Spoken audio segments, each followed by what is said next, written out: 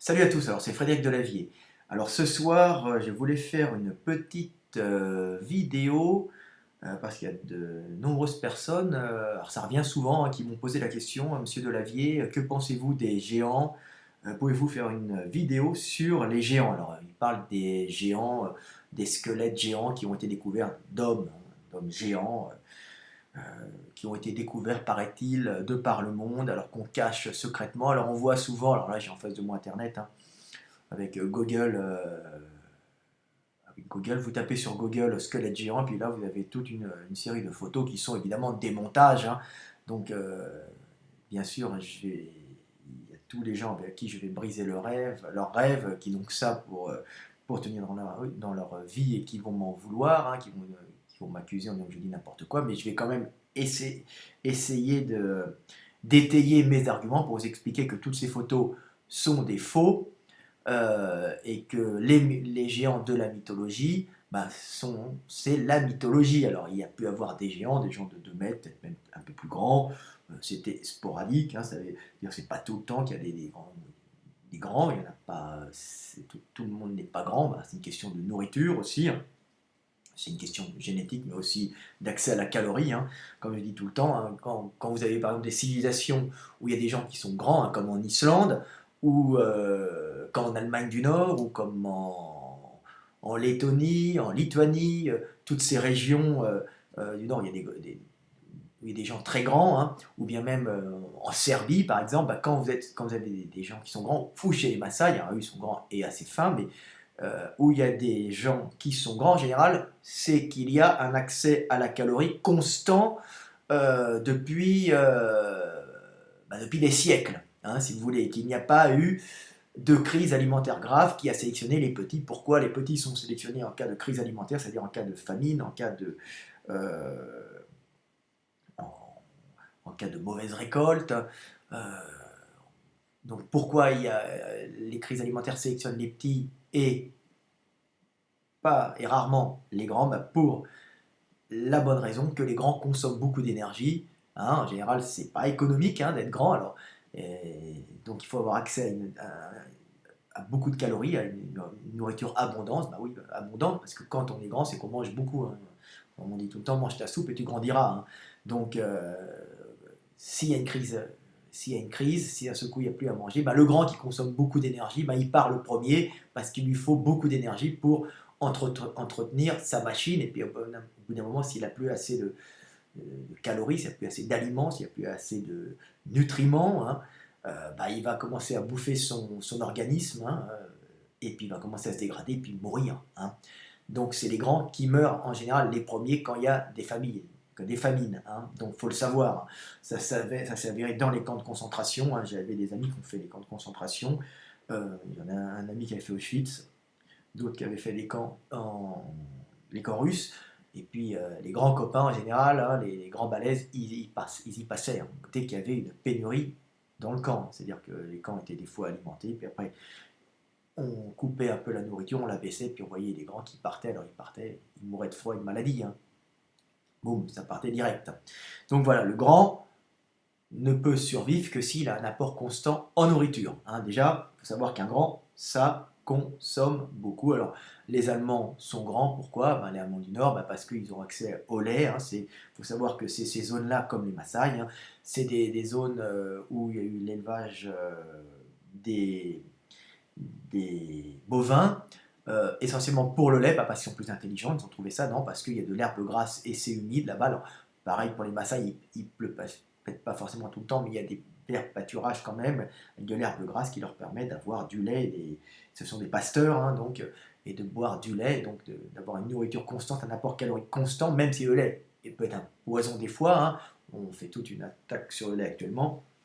Le fait d'avoir du lait, comme en Allemagne du Nord, comme chez les pasteurs, c'est un apport calorique permanent qui permet aux gens de pousser et il n'y a pas de sélection sur les petits, hein, si vous voulez, hein. Il n'y a pas de, les grands ne passent pas, ne meurent pas en cas de famille, et puis il n'y a pas une sélection positive pour les petits à ce moment-là. Donc c'est pour ça qu'on se retrouve avec des grands, le grand étant n'ayant aucun problème dans un milieu avec beaucoup de calories, hein, et calories constantes, hein. Pareil, beaucoup de porcs en Allemagne du Nord, hein, pareil, beaucoup de porcs en Allemagne du Nord, beaucoup de patates, hein, patates, porc, lait, bah, ça fait pousser en hauteur, ça fait des grands gaillards. Donc ça, c'est des géants naturels, c'est des grands mecs naturels, comme en Islande, on a des grands mecs, parce qu'ils sont bien nourris, tout simplement, hein, et puis bien gras. Ils doivent avoir des cochons, je pense, je ne sais pas ce qu'ils ont exactement là-bas, ils doivent avoir de la pêche, ils doivent avoir pas mal de bestioles, et puis bon, maintenant ils ont des avions, hein, qui apportent pas mal de trucs. Donc voilà, pour être grand déjà, on est obligé de consommer beaucoup. Ensuite, quand il y avait, quand on nous montre ces photos sur Internet, on parle des géants tout le temps. Bah, malheureusement, ces photos sont des montages. Pour quelle raison? Bah, pour la bonne raison qu'on voit des squelettes humains classiques, mais grands, à côté de personnes plus petites. C'est comme si on avait un type, bon, moi, Frédéric Delavier, qui mesure 4 mètres, avec les mêmes proportions, la même structure de tête, même structure de main. Et puis à côté, moi, Frédéric Delavier, qui mesure 1m76, 77, j'étais un peu plus grand quand j'étais jeune, je me suis tassé un peu avec l'âge. Donc, hein, vous imaginez, le même, il y en a un qui est plus grand que l'autre, mais avec les mêmes proportions. Mais ça ne se passe pas du tout comme ça dans la vraie vie, dans la réalité, parce que nous vivons dans un monde physique, avec la pesanteur, avec les contraintes physiques, hein, avec la gravitation. Hein, donc, il y a une gravitation sur la Terre, et nous sommes tous constitués, qu'on soit géant, qu'on ait été un géant, hein, ou qu'on soit un homme, nous sommes tous constitués des mêmes éléments. Il n'y en a pas 36 000, on ne peut pas être un géant fait en titanium. Hein. On est constitué de chair et d'os. Hein. Et puis, bon, bah, de tissus conjonctifs, de tissus musculaires, et malheureusement, de os, tissus conjonctifs, tissus musculaires, tout ça, toutes ces choses-là, bah, elles ont des résistances constantes, hein, quasiment. On ne peut pas aller plus d'une certaine résistance avec l'os. Hein, c'est la structure moléculaire de l'os, comme du muscle, hein, comme des tissus, des fascias musculaires, ben, ne peut pas résister à plus de temps de charge. Je ne suis pas un spécialiste là-dedans, mais quand même, je suis quand même un spécialiste là-dedans. C'est ma spécialité, la morphologie. Donc, si on avait des géants, des hommes qui mesuraient 4 mètres, ben, ils n'auraient pas du tout la même forme que nous, comme on peut voir sur les photos, hein, les photos qu'on voit, les trucages, hein, c'est des trucages qu'on voit actuellement partout, ben, ils ne pourraient pas avoir la même forme que nous parce qu'ils sont trop lourds, hein, ils seraient trop lourds avec cette taille-là, donc ils devraient avoir des os en rapport avec leur poids. Hein. Donc, les os s'épaissiraient énormément parce que malheureusement les os ont la même résistance, c'est-à-dire la structure osseuse moléculaire de l'os, hein, a la même résistance, qu'elle soit grande, qu'on soit un géant ou qu'on soit un homme. Hein. Pareil pour le cartilage, pareil pour tout ça, c'est des cellules, c'est des cellules, c'est des molécules, hein, qui ont une résistance particulière. Et si on était un géant de 4 mètres, ben, ces structures osseuses, ben, elles auraient des tonnes, par exemple au niveau des genoux et des chevilles et des hanches, elles auraient des centaines de kilos dessus, et elles casseraient si elles avaient la même proportion que sur un homme d'un mètre 80, vous voyez. Donc, car la structure moléculaire des os, hein, ne pourrait pas tenir. Hein. Pareil pour les tendons qui devraient s'épaissir. Hein. Et puis pareil pour les muscles qui devraient être plus massifs, hein, surtout sur les appareils locomoteurs du tronc inférieur. Hein. Le géant se retrouve avec des vertèbres par exemple lombaires, hein, celles qui sont ici, hein, hein, beaucoup plus larges que chez un homme, hein, parce qu'il aurait un buste déjà s'il avait bien plus lourd. Hein. Pareil pour tout ce qui est les fémurs. Hein. Les fémurs qui sont ici, ça c'est un fémur humain, bon, il est rouge, mais bon, normalement c'est blanc, c'est un moulage, c'est pas grave. Bah, vous voyez un fémur comme ça c'est un fémur humain de taille normale. Bah, chez un géant, le fémur devrait avoir une proportion différente, c'est-à-dire qu'il devrait être beaucoup plus massif, hein, pour compenser justement cette structure osseuse qui est limitée en résistance, en doublant sa structure osseuse, parce qu'il a un poids très lourd. Alors je ne vous dis pas en plus le col du fémur, hein, qui devrait être beaucoup plus massif, hein, pour supporter le buste de cette personne et les chocs sur le sol, hein, à chaque fois qu'il court avec l'énergie cinétique et la vitesse. Je ne vous dis pas l'énergie que ça prendra à ce niveau-là, c'est vrai que ça soit très massif, un peu comme des fémurs d'éléphant. Vous voyez des fémurs d'éléphant, bah, ce sont des colonnes, c'est très très massif, hein. Ça n'a pas du tout la grâce d'un fémur de gazelle. Donc les géants ne pourraient pas du tout avoir la même forme, hein, si vous voulez, qu'un homme normal. Hein. Il pourrait être à l'arrière avoir 2 bras, 2 jambes, mais alors, ses jambes seraient proportionnellement beaucoup plus massives, ses chevilles beaucoup plus massives, ses vertèbres lombaires seraient proportionnellement beaucoup plus massives aussi, hein. Pour les bras, je ne sais pas ce qu'il en fait, mais en tout cas, il n'aurait pas la même structure, hein, que nous, hein. Il y aurait des proportions complètement différentes. De plus, sa tête, même s'il aurait un gros bloc ici, un gros bloc mâchoire pour manger, pour nourrir toute cette structure énorme, son crâne, il n'y aurait pas besoin d'un cerveau de 10 kilos. Si vous voulez, il aurait un cerveau pour être aussi intelligent que nous, pas plus gros que le nôtre. C'est simplement le système nerveux après, les nerfs qui seraient adaptés, mais il n'aurait pas forcément besoin d'un cerveau beaucoup plus gros. Donc il a une grosse tête et proportionnellement un petit crâne, hein, c'est-à-dire qu'il aurait l'air d'un idiot, si vous voulez, même s'il ne l'est pas. Donc c'est pas... Vous voyez, vous comprenez que ce n'est pas possible d'avoir ces géants, c'est du trucage, hein, et que c'est notre monde, c'est-à-dire les lois physiques du monde, hein, le cadre physique, nous évoluons dans un cadre physique rigide qui empêche d'avoir cette structure de géant. Quand on change de taille, hein, de poids, on change de morphologie pour s'adapter, car les tissus, l'os, tout ça, les os, les muscles, on conserve la même résistance, hein. Donc, en conservant la même résistance, ils sont obligés de beaucoup plus s'épaissir parce qu'ils ne sont pas plus résistants. C'est-à-dire que vous auriez un géant en acier, hein, et en plastométal mou et je sais pas moi, avec du carbone, tout ce que vous voulez, il pourrait à la rigueur avoir notre structure. Mais ça ne serait plus un être vivant, ça serait un robot, un androïde, hein, si vous voulez, Goldorak, Goldorak est un peu massif, mais ça serait un androïde s'il avait la même structure que nous. Non. Normalement, un géant, il aurait un peu un look éléphantesque au niveau des jambes, hein. Vous regardez les éléphants qui sont très gros, mais ils ont sous les pieds des gros coussins adipeux qui leur permettent d'amortir quand ils marchent, hein. Donc c'est pas du tout la même structure. Les girafes qui sont grandes, on dirait, oh, elles ont des jambes très fines. Oui, mais leurs articulations sont énormes. Regardez les genoux des girafes, c'est énorme. Ça marche comme ça bouge pas, c'est assez rigide. Ça peut pas fléchir quand ça court. Si ça fléchit, ça casse, hein. Donc vous voyez, la structure, c'est des grands bâtons relativement rigides, hein, avec des gros genoux pour monter, aller chercher la bouffe dans les arbres très hauts. Vous voyez, la structure n'est pas la même. On est plus en colonne quand on est lourd, plutôt qu'en courbe gracieuse quand on est léger. Regardez une femme et un gros balèze qui fait du rugby. Une femme est tout en courbe, tout en douceur. Un modèle, un mannequin, je ne sais pas, elle est plutôt gracieuse, alors qu'un rugbyman qui pèse 20 kg, 30 kg de plus, ou 40 kg, ou 50, je ne sais pas, bah lui, oui, il est quand même plus massif, hein, avec un gros cou, avec des gros os, hein, des os pour supporter son poids, parce que c'est tout le temps la résistance des matériaux qui ne varie pas, hein, c'est juste la morphologie et la forme du matériel qui va varier pour pouvoir supporter le poids, la vitesse, les mouvements, hein. Donc vous voyez, ils ne peuvent pas avoir cette forme. Donc voilà, juste c'était pour dire ça.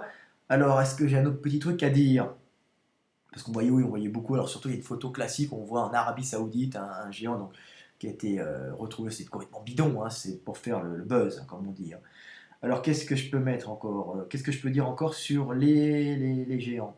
Que je n'oublie pas, mais il n'y a pas grand-chose à dire parce que c'est des arnaques, hein. Ah oui, de toute façon, un géant, même au niveau civilisationnel, c'est pas super efficace, hein. S'il y aurait eu il n'y aurait pas, il y aurait plus difficilement à avoir des civilisations de géants, en tout cas sur notre Terre, hein. C'est une question calorique, hein, parce qu'un géant, ça consomme beaucoup, hein, donc ça ne pourrait pas être très nombreux sur un territoire donné, hein, puisque ça consomme énormément. Donc, si vous voulez, l'avantage de l'homme, c'est qu'il a une taille optimum, c'est pas encore trop grand, hein, ça ne consomme pas des masses, hein, c'est pas un énorme bloc musculaire l'homme, hein, si vous voulez, ça compense le muscle par un gros cerveau, un cerveau, ça consomme énormément d'énergie, hein, 20 à 30% de la consommation journalière, hein, c'est le cerveau, je crois, hein, c'est très très très très important, hein. Les autres animaux, c'est pas tout à fait ça, hein. Le cerveau humain est un big consommateur d'énergie. Donc il faut savoir que si un géant était intelligent comme nous, ben, en plus il aurait un gros corps plus un cerveau à peu près de la même taille que nous, donc il consommerait énormément d'énergie.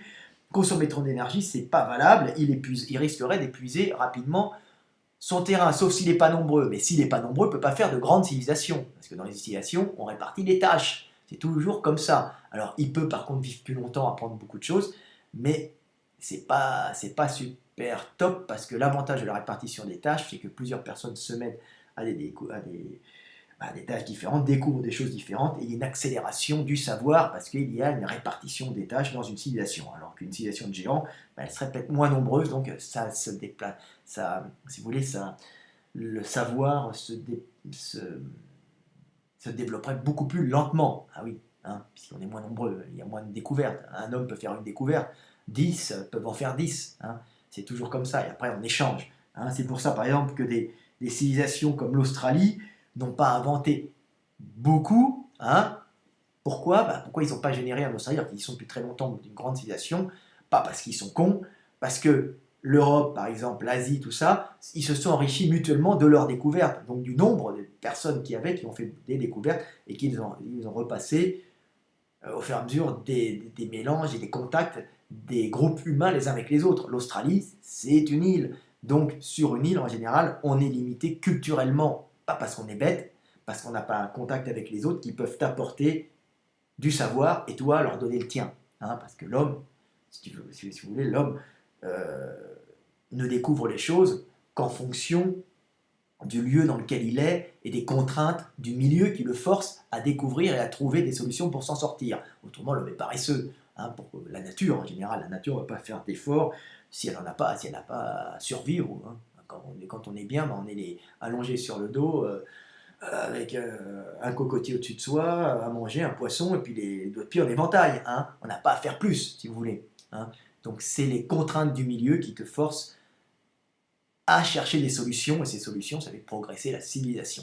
Voilà, et après on les échange de groupe humain en groupe humain, via les contacts, via les guerres. Malheureusement, l'homme apprend souvent dans la souffrance et les pleurs, hein, et les larmes, et malheureusement c'est comme ça. Bon, j'espère que ça va s'arranger. Vous voyez pourquoi les géants auraient eu du mal, hein, parce qu'ils étaient trop grands, consommant trop et pas forcément assez nombreux. Voilà, donc est-ce que j'ai encore des trucs à dire sur les géants? Donc, j'ai dit gouffre en calories, résistance des matériaux, j'en ai parlé. Hein, pas de courbe, hein, il ne sera pas gracieux, hein, comme, oui, juste pour vous dire, quand vous regardez, quand vous bouffez du lapin, alors tout le monde, je sais qu'il y a des gens qui ne mangent pas de lapin pour des raisons ou de goût ou religieuses, mais quand vous avez un lapin chez vous, sur vous, prenez, regardez sa patte, vous verrez qu'il a des petites articulations assez fines, hein, proportionnellement, hein, alors qu'une vache, quand vous bouffez une vache, vous allez chez le boucher. Vous n'allez pas chez le boucher. Moi, j'ai quelques squelettes chez moi, des morceaux de squelette, une patte de vache, hein, c'est beaucoup plus massif, même proportionnellement, qu'une patte de lapin, hein, si vous voulez. Proportionnellement, un lapin a un fémur beaucoup plus fin qu'une vache. Pourquoi? Parce que la vache a un fémur qui est fait pour supporter son poids qui est énorme, alors que le lapin, il peut sauter, il peut courir de toute façon, même en se faisant des grands bonds, comme il n'est pas très lourd, il n'emmagasinera pas une grande énergie cinétique, il ne risque pas, en arrivant au sol, de péter sa structure osseuse parce qu'il y aura trop d'énergie. Ben non, lui, il peut se permettre de courir, d'être assez fin, d'avoir des structures assez fines aux membres inférieurs, même s'ils sont courtes. Hein. Par exemple, la gazelle court, elle n'est pas très lourde, elle a des membres très fins, elle ne veut pas les casser parce qu'elle n'accumule pas assez d'énergie cinétique, hein, elle n'est pas assez lourde pour péter ses articulations. Hein. N'oubliez pas que un éléphant qui tombe de sa hauteur, il va se péter les côtes et il est mort, si vous voulez, hein, parce qu'il s'écrase sous son propre poids. Hein, il est écrasé par son poids, c'est-à-dire que c'est l'énergie du dessus de son buste, qui, avec la vitesse qu'elle prendra, va écraser le reste. Hein, il va péter les côtes en dessous. Hein. Par exemple, quand un homme chute d'un étage, il s'écrase sous son propre poids. La vitesse accumulée dans son crâne, dans son buste, dans ses jambes, va faire péter tous les membres inférieurs au départ. Hein. Vous recevez, ces membres inférieurs reçoivent le poids de toute la partie supérieure du corps. Hein. On s'écrase sur soi-même. Hein. C'est ça. Hein, vous voyez, quand les pieds s'arrêtent au sol, c'est pas les pieds qui se cassent au sol, c'est les pieds qui reçoivent la puissance de tout le poids. Hein. C'est pour ça. Hein. Donc voilà, donc les géants ne pourraient la vitesse énergie cinétique accumulée dans le reste du corps. C'est pour ça que les géants ne peuvent pas avoir la même structure. En plus, ça serait un peu gênant quand ils se pètent la gueule par terre, ils se feraient mal. C'est pas super d'être un bipède de cette taille-là, parce que bipède, on peut tomber souvent. Hein. Mais bon, mais les dinosaures, ils n'avaient pas la même forme, hein, ils avaient une queue stabilisatrice, hein, les dinosaures bipèdes euh, comme les T-Rex. Vous voyez, les T-Rex, ben, c'est pas la grâce. Hein. Le T-Rex, il a des grosses pattes massives, hein, parce qu'il est grand, hein, il est massif, il est lourd. Hein. Et quand vous voyez un vélociraptor, qui ressemble un peu morphologiquement, qui est aussi sur deux pattes, ben, vous voyez qu'il est beaucoup plus gracile hein, quand on le voit. Pourquoi? Parce qu'on a changé d'échelle et la structure osseuse et musculaire, par contre, ne change pas, hein, si vous voulez. Donc, il peut se permettre hein, d'avoir proportionnellement des, des, des os plus fins, hein, une structure plus gracile, parce qu'il ne va pas s'écraser son propre poids, il ne va pas casser ses muscles avec la vitesse, avec les réceptions au sol. Voilà. Donc voilà, un géant, c'est pas possible. Hein. Donc ne vous faites pas avoir, tout ça, ce sont des gens qui se foutent de votre gueule. Alors, on dit oui, dans les textes religieux, il y avait des géants. Ben, dites-vous que c'est symbolique, ou Dieu a changé les règles physiques de notre monde. Ce qui est fort possible. Mais pour le moment, on n'a aucune preuve. Donc il n'y a pas de squelette, il n'y a rien. Hein, il y a en Amérique, il y a des gars, paraît-il, qui avaient trouvé des tribus entières de géants. Ben, écoutez, jusqu'à présent, c'est bidon parce qu'on en parle et il paraît que tout a disparu. Donc à chaque fois, c'est du blabla et pas de preuves. Donc voilà, donc c'était pour vous dire l'arnaque des géants. Désolé d'avoir brisé les rêves des gens. Maintenant, si dans les textes religieux il y a des géants, moi j'y verrais plutôt du symbolisme. Voilà. Allez, salut Stéphane Delavier, à bientôt.